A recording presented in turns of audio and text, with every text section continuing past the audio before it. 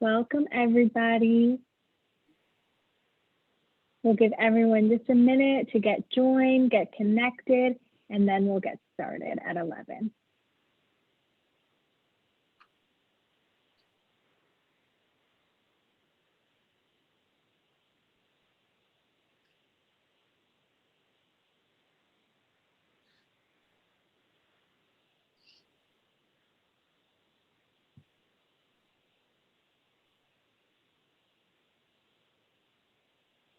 Good morning.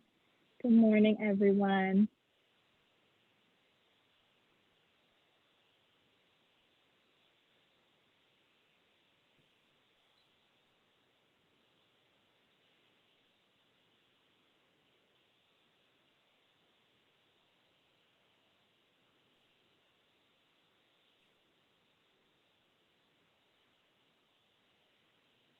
Good morning. We'll get started in just a minute. You get connected, then we'll get started.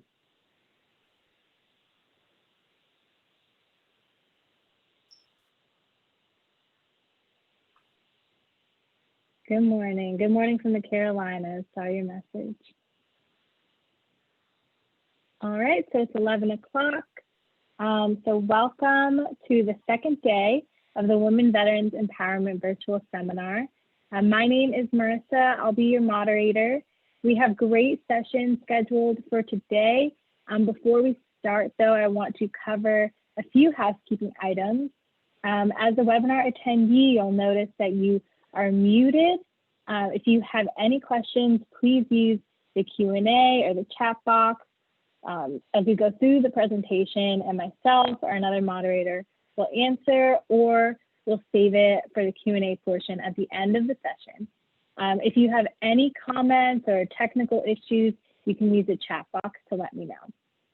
And now I will hand it over to Cheryl Vines, Director of Research and Education here at Paralyzed Veterans of America, and she is also the Program Director for our Women Veterans Empowerment Seminar. Thank you. Cheryl? Good morning and welcome back to our second day of empowerment. We had a great day yesterday. I don't think I'm ever going to think about Chunky Monkey ice cream the same again. If you weren't on yesterday, you don't know the story about that. But we had a great day talking about empowerment. As we talked about resilience and as we talked about managing stress, several of you mentioned concerns about dealing with life with COVID-19. That's a big challenge to all of our resilience. Dr. Jerry Muse, who was our speaker yesterday morning, heard those concerns, and she put together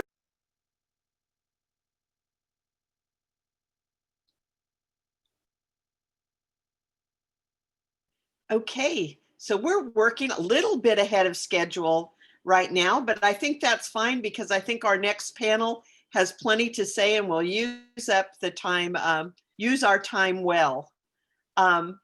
Our next presentation is Finding Your Place of Power, and we have a panel of experts, of people who have done just that. Moderating our panel this morning is our own Lauren Lebrano. Lauren serves as the PVA as the Director of PAVE, Paving Access for Veteran Employment Program. In this position, Lauren oversees all aspects of the PAVE program, including staff management, stakeholder engagement, and all of the business processes. She brings a wealth of experience in working with veterans. Our panel includes Tracy Cooper Harris, who served for 12 years in the U.S. Army as an animal care sergeant. After her deployment to the Middle East for both Operations Enduring Freedom and Iraqi Freedom, Tracy worked in the public sector with the Department of Veterans Affairs and the City of Los Angeles Animal Services. Upon completion of her military service, she gradually became more active in the LA veterans and LGBT communities while she worked on completing her post-secondary education. Despite some delays in finishing her education due to medical issues, the loss of both of her parents, and obstacles dealing with VA benefits, she persevered and achieved her academic goals, most recently graduating from Clemson University. She's celebrating 12 years of marriage to her wife, Maggie, and is a wrangler of 3 laid-back cats. Anna Dare served as an Army Nurse Corps in the Army Nurse Corps and first became involved with PVA a couple of decades ago as an Associate Director of Medical Services. For 11 years, she monitored and evaluated spinal cord injury centers and regional VA medical centers all over the country. She's interfaced with Congress and other veteran service organizations and their constituents around the country, including serving on the Congressional Committee reviewing nursing services in the U.S. Department of Veterans Affairs. In 2009, Anne actually became a member of PVA. She currently serves as National Director for the PVA Colonial Chapter and is a member of the Field Advisory Committee, which conducts site visits to SCI centers, VA SCI centers. She just can't get away from going back to those centers. And finally, Edna Jackson Jones served the United States Marine Corps as an electrician for 15 years. She's the single mom of 3 adult sons, and while serving and being a single mom, she began her post-secondary education at a community college. She completed an associate's degree, went right on to complete both her bachelor's degree and an MBA, all while raising those boys and serving as a foster parent to a number of other young children. Upon completion of her military service, Edna began working as a defense contractor. And despite her military experience and education, she basically had to start from the bottom and work her way up. I'll let her tell the rest of her stories. Welcome, ladies, and thank you for being on our panel today. Good morning, everyone. Thank you for that wonderful introduction. Again, my name is Lauren, and I work for Paralyzed Veterans of America. I have the privilege of working on our employment program, PAVE, and breaking news, we will soon be renamed to the PVA Veterans Career Program because we want to be more inclusive. So, and this is a great time to talk about that a little bit. You know, I'm both intimidated and, you know, excited to follow Melissa because I think she really set us up well for a good, robust conversation with 3 very powerful and amazing women veterans who have persevered, who've chosen new paths and seen their way through it. So it's really hard to ask for anything better than that. I will also just say that I'm really happy to be here. I think this is like the second time in 9 months that I've put on mascara. So that's how excited I was to talk to this group of women veterans today. So, you know, one thing that I just want to start out with is a couple of housekeeping things, because while we do have some pretty powerful and amazing stories here, I think all 4 of us have a lot to share, and we can all be a little bit loquacious and verbose. So we're going to try to get moving right along here, and I'm going to ask our panelists to do what they can to try to maintain a good time limit. But one of the things that I would like to do is ask each of our panelists. Cheryl gave a great introduction, but I really want to hear for yourself about some of those, you know, your path, what you thought you were going to do, how life kind of interrupted it, and then how you figured out a new journey, a new path forward, and what that means to you. So if you don't mind just giving us a little bit of that background, that would be great. And Tracy, you're on my top left, so I'm actually going to start with you, if that's okay. I know we were going to do this a little bit different, but I'm going to mix it up today. No problem. Adjust and shift as necessary. So good morning, everyone. My name is Tracy Cooper Harris. I did 12 years in the Army as a vet tech. I thought it was going to be a career for me. I was thinking, you know, I joined at 18 while the first Gulf War was going on. Unfortunately, had some family issues happen with my mom. A lot of other things that came up, decided wasn't going to make it a career, went back to school, got called up for Operation Enduring Freedom and Iraqi Freedom.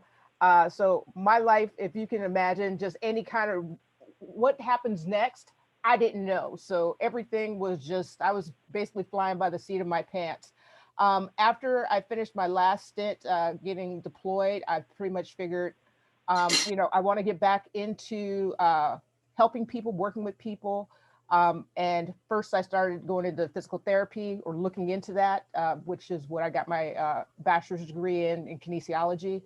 But then I was diagnosed with MS around, I want to say officially the last year of undergrad.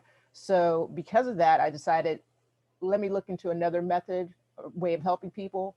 I recently received my master's in public administration, so I could help with creating policy, with getting into good kind of trouble, as John Lewis likes to say. So that's where I'm at right now, and looking forward to working with Lauren and her cohorts in the new Veterans Career Program to getting back on track. So thank you so much for this opportunity. Wonderful. Thanks so much, Tracy. That's great. Anne, will you tell us a little bit about your journey and what led you here? Well, when I got out of high school, which was way back then, I don't think we had cars at that time. Anyway, when I got out of high school, I didn't know what I wanted to do, and still didn't know what I wanted to do, and until I was about 30, and then I decided I would go ahead and finish nursing school, which I had started earlier. And that led me on into the VA. I grew up with a father who was in World War II and stayed in the reserves all those years. And so somewhere in there, the medicine, because he was a doc, and the Army or the military were what I thought I needed to do. And he always told me not to do it, but I thought, well, he's died now, so I can do what I want to do. And anyway, at about 45, I joined the Army Reserve, and they will take old fools like me because I'm a nurse. And as I jokingly say, they take you with one foot in the grave. So I joined at 45, went on active duty at 54, and had a lot of injuries while I was on that tour of duty. But anyway, I stayed in until I was 60, and could have stayed longer, but the injuries that I had were impinging on my ability to do PT. But anyway, in all this time, I still worked at the VA, loved my veterans. And that was one reason I went to the VA, was so I could take care of veterans. And anyway, now that I'm retired and having spent 11 years with PVA, I am just more energized. As an old person, I stay more active than a lot of people who are out there young and busy. I'm volunteering all the time, whether it's online or in a Zoom call like this.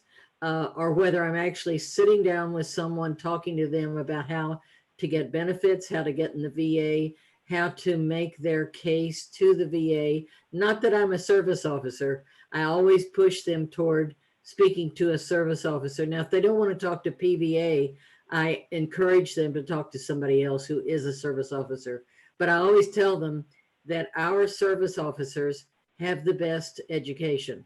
Because I remember teaching our service officers, and they knew more medicine than all the other service organizations. So they knew how to take care of patients and when to listen to their issues. But I am involved with Lauren right now, sort of peripherally, I guess, in developing a program of education and training to get veterans back into the workforce or to volunteer. And we're doing it through my Colonial PVA chapter, which is really very active. We also make a lot of phone calls to our members, and we've gotten so much positive feedback with that. It's just amazing. And do I see your pen coming up telling me it's time? Oh, I saw Lauren's pen coming up. I'm just a little bit of a fidgeter, Anne, but if we would love to move on to Edna, if that's okay. Okay, great. Hi, everyone. I am Edna. I am a Marine veteran. I served 15 years, and I too thought I was going to stay in the Marine Corps and retire. And that plan didn't come to fruition because, of course, I got out at 15 years. And then after that, I was unemployed for a brief period, about 6 months. And then I started become a defense contractor. And yes, had to start from the bare bottom when, there are certain, when you're in the military, there's certain monies and things that, you're entitled to. And then when you become a civilian, those things you're not entitled any longer. And so it really makes a big deficit. I'm sure you all know that.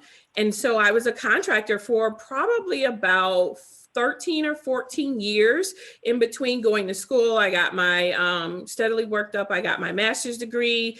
I was fostering children during the time. I was a substitute teacher trying to keep myself busy and keep my skills prevalent, right? So, but there was a time that I was laid off. And so therefore I kept going. I kept my head down. It seemed like every path that I took was derailed for one reason or another.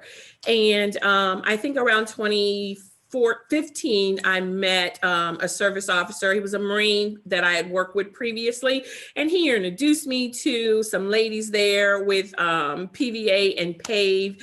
And I started working with them, and we worked on my resume to make sure it was the best that it could be, because no way that I had been unemployed for almost 3 years. And on paper, I should not have been unemployed because I had the experience, I had the education.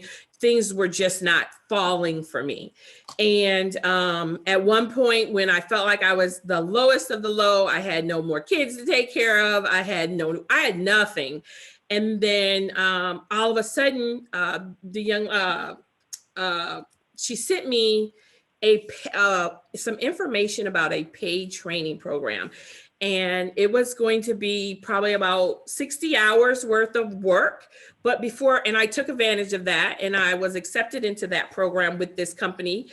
And before that program was over, I had a full-time position with that company. And so the thanks of me being involved with, and they kept, even though the personnel changed during the time that I was working with PVA and PAVE, they kept me on their radar. I'm grateful that they kept me on their radar, and they kept sending me information and contacting me. That paid training program led to a full-time position, which ultimately has led me to the position that I am in now. I am a program manager with an IT company out of Washington, D.C., and I'm a completely remote worker. So I am grateful, always grateful for PAVE and PVA and just keeping me in their fold. And I'm not a paralyzed veteran, and you don't have to be. I think that's a key point as well. You don't have to be a paralyzed veteran in order to reach out and ask for some services, and they'll help you because they've helped me. Thanks. That is absolutely wonderful. So you all set it up, and we're going a little out of order here because sometimes that's what we like to do. But I think the key to take away from this is, each of you had a plan. You had an idea in your mind of what life was going to be like. You were going to join the military, and then you were going to do this, or you were going to do that. You had a plan, and things happen, right? And just like Melissa told us, it's how you react to it. You can't control what happens to you. It's how you react to it. And there are many ways to stay engaged and to keep following a path. Tracy, you hit on this. You pursued higher education. Sometimes it's a start and a stop experience, but you can still keep coming back to it over and over again. And that higher education is what's going to set you up to fulfill your new goals that you have now reimagined for your life. And yes, we're going to work with you on that. And same thing, you've had a very fruitful and fulfilling career serving others, and now you're engaged through volunteer leadership, continuing to serve by not only through your local chapter, the Colonial chapter in Delaware, which really impacts all of PVA. I mean, you mentioned what we're doing with you all through the Colonial chapter and your HEART program and engaging PVA members. I mean, you're really leading this organization from the front and helping us prove to other PVA members and other veterans with disabilities that there are opportunities, employment, education, volunteering. And Edna, same as you, perseverance, perseverance, perseverance. Doors open, they close. You mentioned derailed. I hear this all the time. And I think part of the challenge that we see is that The military is a very linear process, right? It's up or out. So you get promoted or you get out. So it's like railroad tracks. Life is not railroad tracks. Life is this major, huge, big interstate road system where you come to a dead end. Okay, turn around. There's nothing wrong with that, right? Take that experience, learn a little bit from it. And that's what we really want to encourage other women veterans to do. Find a way to be involved. And at PVA, we're open to helping you with whatever that passion is going to be, whether it's paid employment, volunteer leadership, or education. So it's just important, and we don't choose for you. For my second round of questions, one of the things that I think would be really helpful to know is, was there a time when you really felt you were not engaged, when you were not fulfilled? So maybe you were trying to find that new path and things just weren't going according, again, to this plan you have in your mind. What did it feel like? And how did you move forward? How did you kind of bust through that? And it's okay if it wasn't, you alone. It's okay if there were other people involved in this process. And Anne, I'd like to start with you, if that's okay. Okay. My job in the military was to be a public health nurse.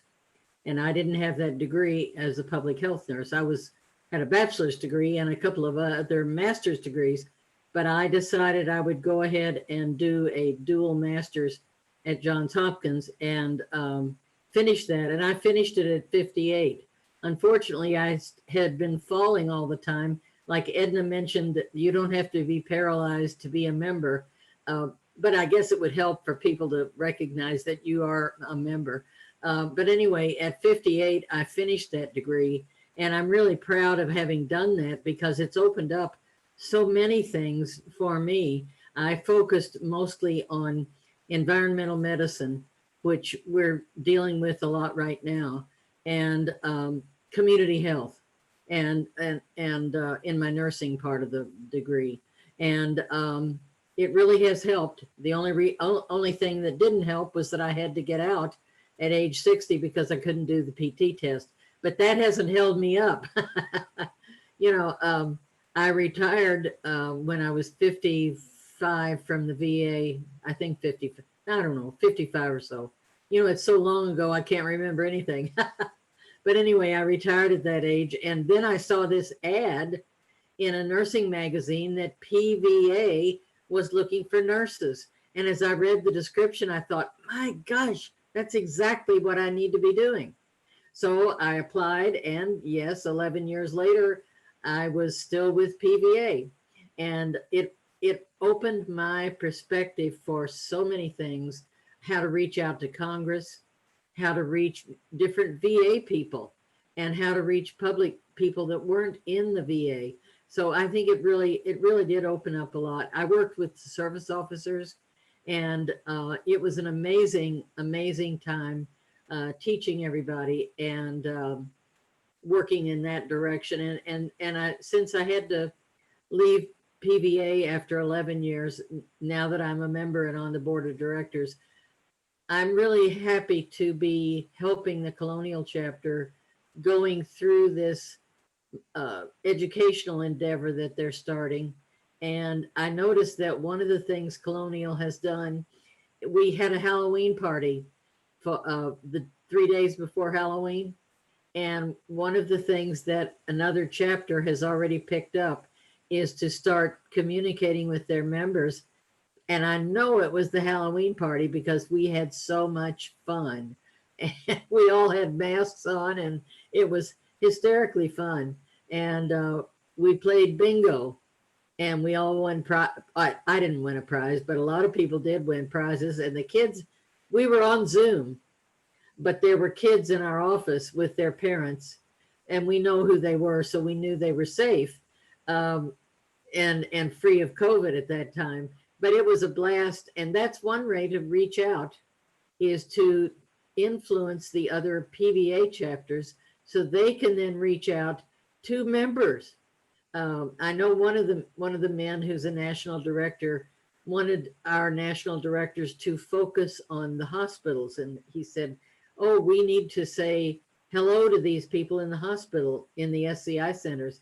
And one of the things I brought up is that most of our veterans, thank God for the medical care and the nursing care, most everybody's out in the community doing their thing.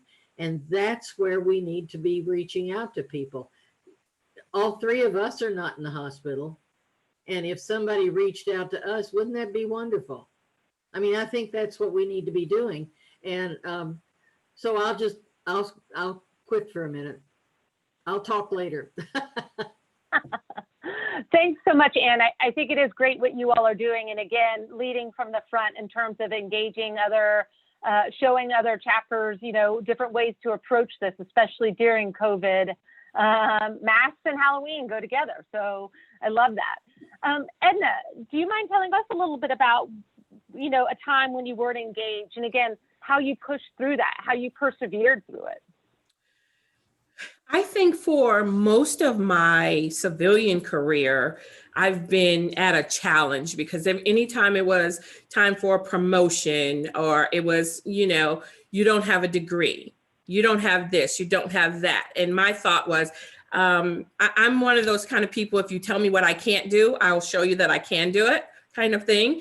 And so, well, just give me a minute and I can get a degree. And then when I got the degree, it was, oh, well, you don't have this degree. And so then I got that degree and it just kept on going. And once I got my master's degree, then it was, oh, well, you don't have a certificate in anything, but okay, fine.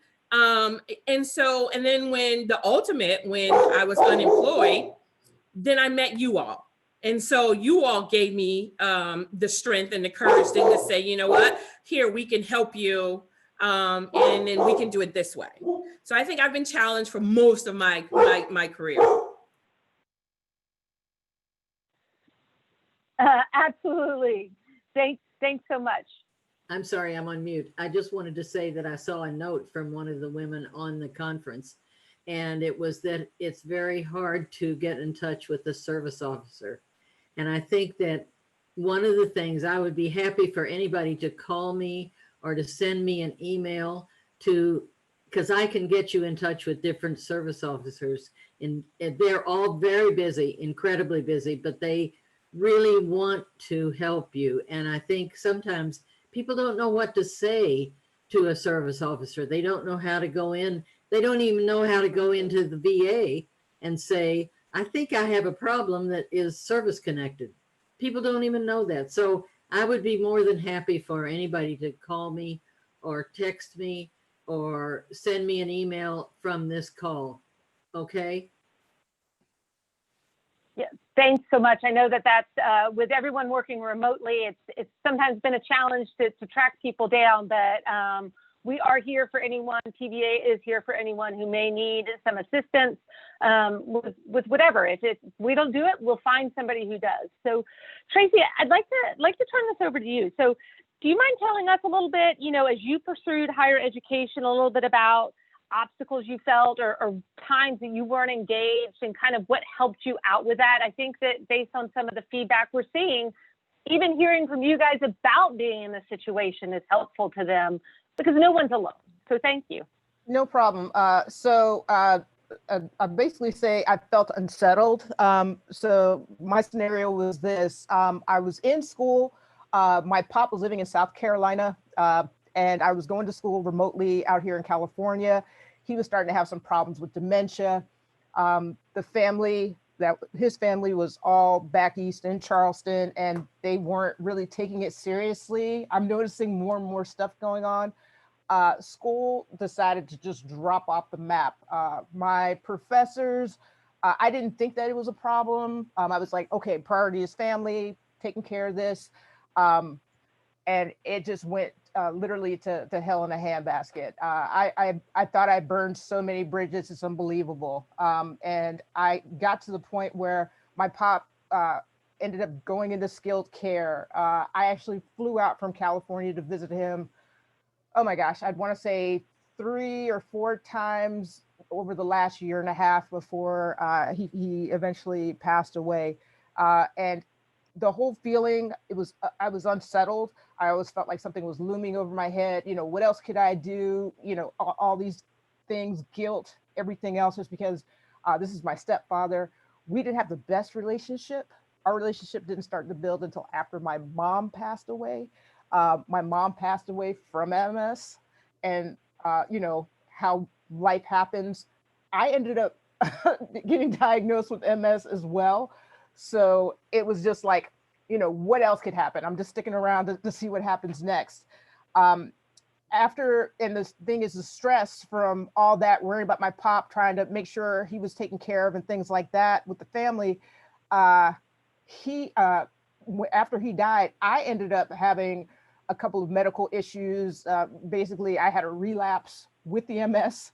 I ended up dropping out of school. I'm sorry, before I dropped out of school, I ended up failing 4 classes back to back. In grad school, that's like, that's basically a school killer. Um, I wrote to my professor and said, I'm so sorry, this was happening, whatever, I'm dropping out of school. And I reached out to, I really thought that this was it. Everything was over. I got to the point where I ended up talking to my primary care provider at the VA, who is amazing. And she said, we need to get you in to see a counselor. What is going on besides this? There's a lot of stress going on. I'm thinking it's not. I was in a very dark place. They were, you know, calling me up, making sure I was okay. Wife was worried about me, you name it. This was like, I mean, I don't think I've been in this dark of a place before. And it got to the point where a few of my counselors said, you know what, why can't you go back to school? Why don't you just ask the professors, the university, if you can go back? Let's see. Because I'm thinking, I'm done, I can't do it. No. What if they say yes? Like, they're going to say no. So I reached out. I actually talked to the dean of the graduate school, and he called me back and said, the only way you could come back is if you get all A's your last academic semester. I mean, sorry, from now until you graduate. I said, okay, that's it. And he's like, I don't think you can do it. I said, don't ever give a veteran a challenge, because you know we're going to do it. So I ended up basically going from a 2.5 GPA. I ended up graduating with a 3.08 by the time I finished. Didn't get the dean's list or anything like that, but I don't know if you can see this big honking ring right here. This is like the Clemson ring. You only get it when you graduate. It's a big deal. Went through all the, even though it was 2020, you know, doggone good and well, I got the graduation cap and gown, everything else. I was ready to walk. I'm actually, I did it. So this is one of those things. It felt like everything in life was falling apart. I was at literally the lowest point I could ever think of.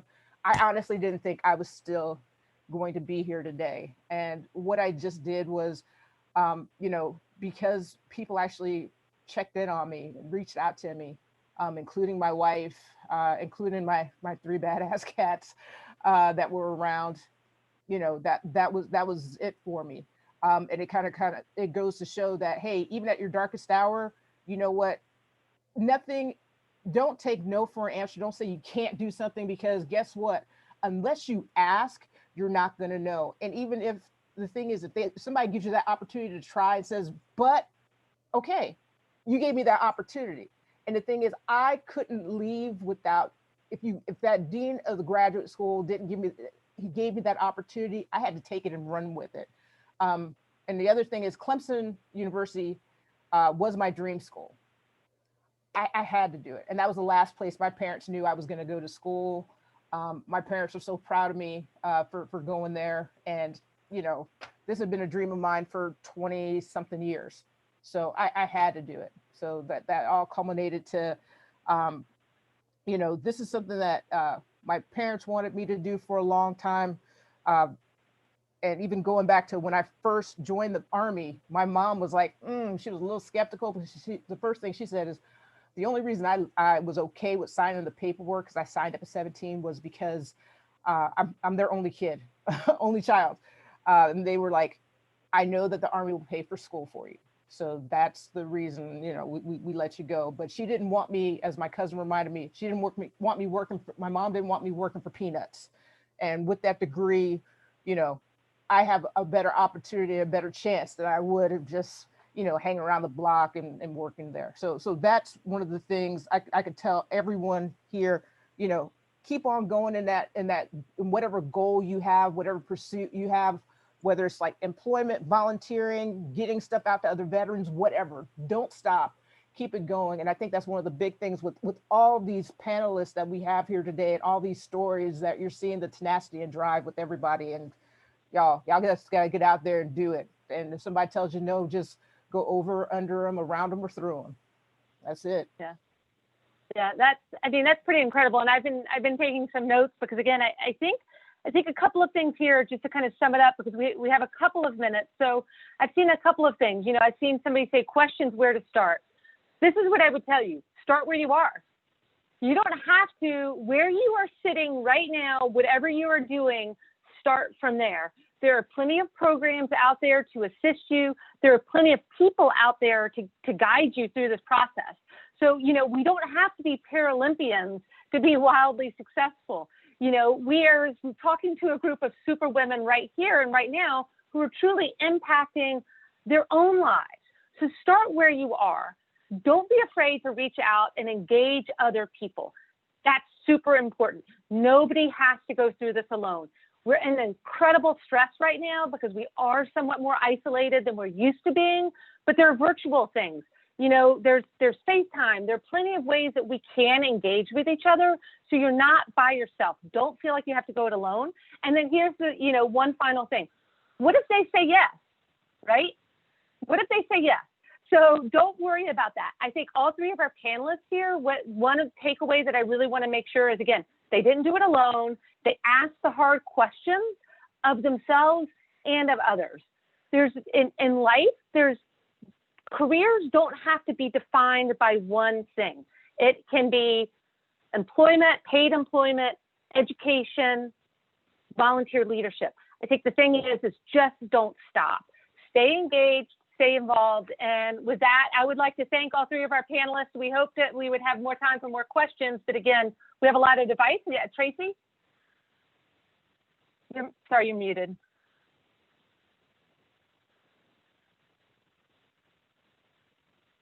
Sorry, I saw there was one question that was unanswered in the chat there about basically if there are any veteran MS support groups anywhere. And I know depending on, you got a couple of different options there. You can try through your local VA. And if not through your local VA, if you look at the National MS Society, they might have some available as well. PVA might also have some links as well. And also I would say if you are on Facebook, I believe that there is a specific Facebook veterans group for veterans with MS, but it's not as active. So those are a couple of options that you have there. So hopefully that at least gets you in the right direction. No, that's great. Thanks, Tracy. I missed that in the Q&A, and we will look and see also, Tamara, if we have some resources that we can follow up with you on via email. And with that, I would like to thank Anne and Edna and Tracy. I appreciate you all coming on. I know sometimes it's not easy to share your own personal experiences, but this is what encourages and engages others. So thank you for your time. Thank you for what you continue to do. And if there's anything we can ever do for you, you know where to find us. Take care. Thank you. Thank you, ladies. Now we have a scheduled break and we will return in about 15 minutes with our next session. Thank you.